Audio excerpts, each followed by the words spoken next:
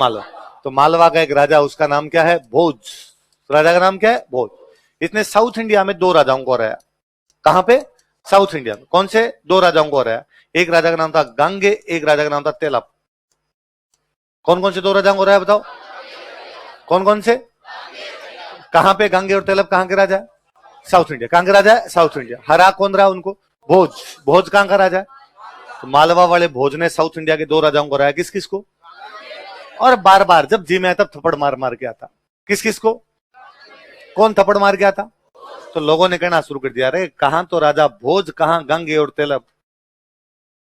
कहां तो राजा भोज, कहां गांगे और, दोबारा बोलो, कहां तो राजा भोज, कहां गांगे और। कौन थे गांगे और तेलप? साउथ इंडिया के राजा। किससे हार रहे हैं? भोज कहां का राजा है। तो लोग क्या कहते? कहां तो राजा भोज, कहां गांगे और, गांगे तेलप, गांगे तेलप, गांगे तेलप, गंगू तेली। आजकल उन्होंने बोलते हैं कहां तो राजा भोज न कहां गंगू।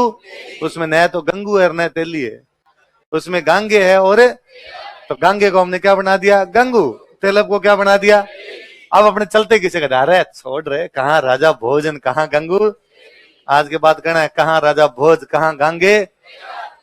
कई बार कुछ मुहावरे ऐसे होते हैं जो कैसे कहां से कहां पहुंच जाते हैं, हमें खुद को भी पता चलता। तो राजाओं के नाम तो क्या थे? गांगे और तेलप। और लेकिन हमने क्या बना दिए? गंगू और तेलप।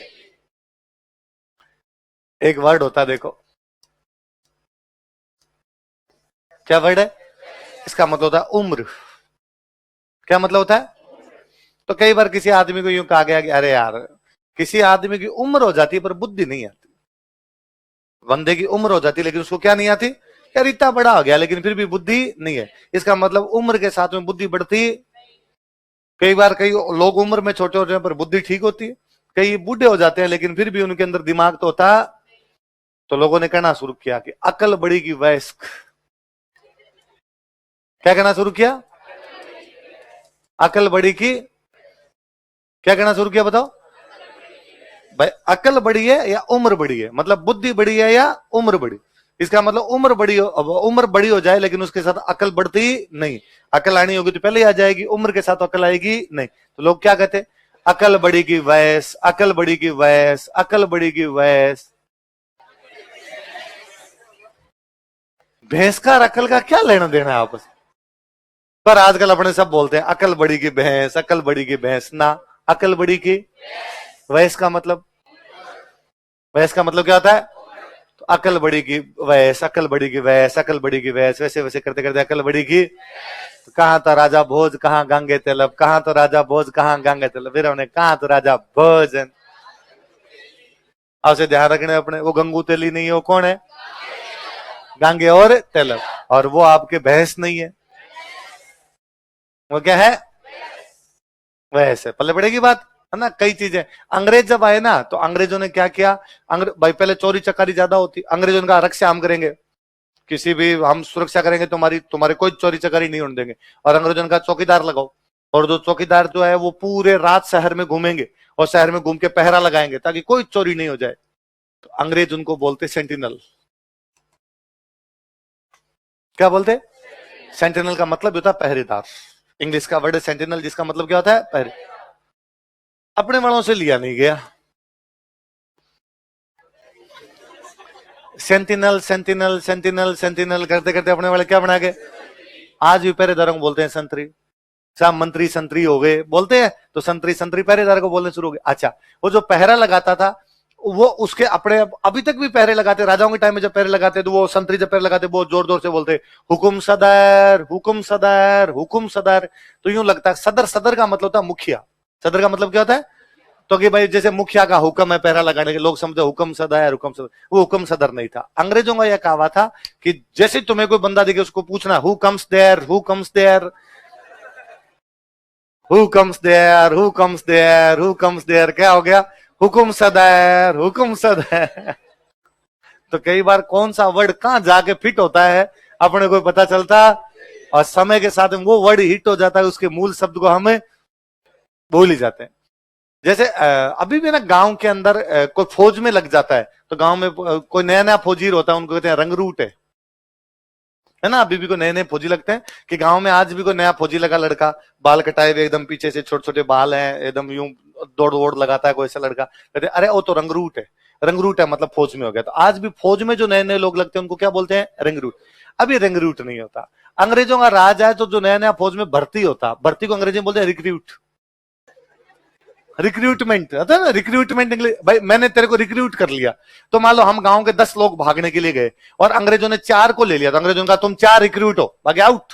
तो हमने 4 ने गांव में आके हम रिक्रूट है, हम रिक्रूट है। गांव वालों ने कहा 4 रंगरूट है। ये हमारे गांव की क्या है? रंगरूट है। वो रंगरूट नहीं होता, क्या होता है? अंग्रेजों का रब राज था। तो अंग्रेज अपने यहाँ यूपी बिहार से खूब सारे लोगों को कहते कि हम तुम्हें बाहर काम करने के लिए भेजेंगे, तनख्वाह ठीक देंगे। अपने यहाँ कम थे आर्थिक संसाधन, तो लोग चले जाते बाहर। कहां भेजोगे? तो कि हम तेरे को वेस्ट इंडीज भेजेंगे, हम तेरे को मॉरिशस भेजेंगे, हम तेरे को साउथ अफ्रीका भेजेंगे, हम तेरे को फिजी भेजेंगे। अंग्रेजों का जहां दूसरी जगह रास्ता वहां भेजते। अपने जनसंख्या खूब थी तो लोग काम करने के लिए तैयार रहते। तो अंग्रेज कहते एग्रीमेंट साइन करना पड़ेगा। क्या साइन करना पड़ेगा? एग्रीमेंट पे साइन कर और फिर चला जा। ठीक है, कर दूंगा। अब मैंने एग्रीमेंट पे साइन किया, एग्रीमेंट करवाया कि 5 साल के लिए राजवीर को वेस्ट इंडीज भेजा जाएगा। 5 साल के लिए हम इसको 1 साल के 1,000 रुपए देंगे, मतलब 5 साल के 5,000। यदि ये बीच में कॉन्ट्रैक्ट तोड़ता तो इसको रुपए दिए नहीं जाएंगे। यही होगा कॉन्ट्रैक्ट तोड़ के। तो इस प्रकार कॉन्ट्रैक्ट बना के मेरे को वहां पे भेज दिया। तो मैंने क्या किया? एग्रीमेंट। क्या किया? तो मैंने गांव आके कहा एग्रीमेंट साइन कर लिया और अब मैं जा रहा हूं बचा वेस्ट इंडीज, दुआओं में याद रखना, अपने उधर काम करने के लिए जा रहे हैं। गांव वालों से एग्रीमेंट नाम नहीं है, इसलिए गांव वालों ने कहना शुरू किया गिरमिट। क्या किया? गिरमिट साइन किया, गिरमिट साइन किया, गिरमिट साइन किया। अब मैं गिरमिट साइन करके बाहर गया, इसलिए मेरे कहना शुरू कर दिया गिरमिटिया। ये तो गिरमिटिया, ये तो गिरमिटिया। इसलिए भारत से जो भी लोग बाहर गए उनको बोलते गिरमिटिया। क्या बोलते? गिरमिटिया। वो गिरमिटिया नहीं होते, वो एग्रीमेंट है। जो एग्रीमेंट साइन करके गया, तो हमने एग्रीमेंट का बनाया गिरमिट, और गिरमिट से क्या बना दिया? गिरमिट। गांधी जी अफ्रीका गए, इसलिए गांधी जी पर बुक है पहला गिरमिटिया, है ना। और ये खूब सारे लोग अपने यहां से वेस्ट इंडीज भेजे। कहां से भेजे? यूपी बिहार से वेस्ट इंडीज भेजे, एग्रीमेंट साइन करवा के। अब वो वेस्ट इंडीज गए, वहां पे काम किया 5 साल। 5 साल बाद वो वेस्ट इंडीज से वापस आया नहीं, वहीं बस गया। को अकेला बंदा था, माँ बाप थे, 5 साल वहां रहा, पता चला माँ बाप पीछे मर गए बिहार में। उसने कहा मरने दो, अब यहीं बैठे, वहीं रह गया, वापस नहीं आया। कई ऐसे थे वहां जाके किसी मुकदमे में फंस गए, पुलिस ने जेल में डाल दिया, 10 साल बाद बाहर निकला, लगा बाहर जा क्या करेंगे, बेइज्जती होगी, यहीं बैठे। कोई ऐसा था जिसने वहां की किसी लड़की से शादी कर ली, लगा घर परिवार तो बस ही गया, वहां जाके भी क्या करना है आपने, यहीं पर बैठे। इसलिए खूब सारे लोग हमारे वेस्ट इंडीज में जाके बस गए। इसलिए वेस्ट इंडीज वालों के नाम है निकोलस पूर्ण, दिनेश रामदीन, शिव नारायण चंद्रपाल। क्रिकेटरों के नाम देखते हो, ये सारे जिनके नाम हिंदू नाम है, सारे यूपी बिहार के हैं। ये 5-6 पीढ़ी पहले अंग्रेजों से साइन कर करके गए थे। ये गिरमिटी हैं सारे के सारे। एक देश है मॉरिशस। कौन सा देश है? मॉरिशस में हमेशा प्रधानमंत्री बिहारी बनता है, अपना बिहार का कोई बंदा बनता है। अंग्रेजों ले जाके बसाए, जनसंख्या में अपने वालों का वैसे सानी नहीं है कोई, तो अपने वालों ने इतनी जनसंख्या कर दी कि मॉरिशस वाले तो माइनॉरिटी है, अपने वहां मेजोरिटी है। तो आप कभी मॉरिशस जाओ और जैसे मॉरिशस में हवाई अड्डे से बाहर निकलो और जैसे आप टैक्सी में बैठो, हो सकता है टैक्सी वाले भैया गाना चलाए कि कमरिया तेरी लापा लोप जिला टोप लगेला, हराओ जो भैया भैया क्या, वहीं से तो आए, पटना से तो आए हम, तो पूरा भोजपुरी एकदम भोजपुरी तरीके से है। तो हमारे खूब सारे लोग ऐसे चले गए। कई वर्ड कैसे जाके कहां फिट हो जाते हैं उनका अपने को भी पता होता, पर अपने बोलते हैं। पथरीली जमीन होती है ना, पथरीली जमीन, उसको बोलते हैं टाल। क्या बोलते हैं? ऐसी जमीन जो पथरीली, मतलब पत्थर जैसी जमीन है ना, वो जमीन जो दूर से देखो तब तो अच्छी लगती है, एकदम प्लेन प्लेन पड़ी रहती है यार, अच्छी जमीन, पर उसमें होता कुछ ही नहीं। तो आप नजदीक जाओगे तो आपको चले बंजर है यार, इसमें तो कुछ ही नहीं हो सकता। दूर से अच्छा ताल दिख रहा था, एकदम ये चमकती हुई जमीन, पत्थर चमकता है तो दूर से चमकता हुआ दिखाई देता, अच्छा दिखाई देता, लेकिन पास में जाते तो कुछ भी दिखाई नहीं देता। तो लोग कहते दूर के टाल सुहावने लगते हैं। दूर के टाल, टाल वो पथरीली जमीन जिसमें कुछ ही नहीं होता, दूर से चमकती भी अच्छी लगती है, पास में जाओ तो अच्छी लगती नहीं। दूर के टाल सुहावने लगते हैं, दूर के टाल सुहावने लगते हैं। हमने बनाया दूर के ढोल सुहावने लगते हैं।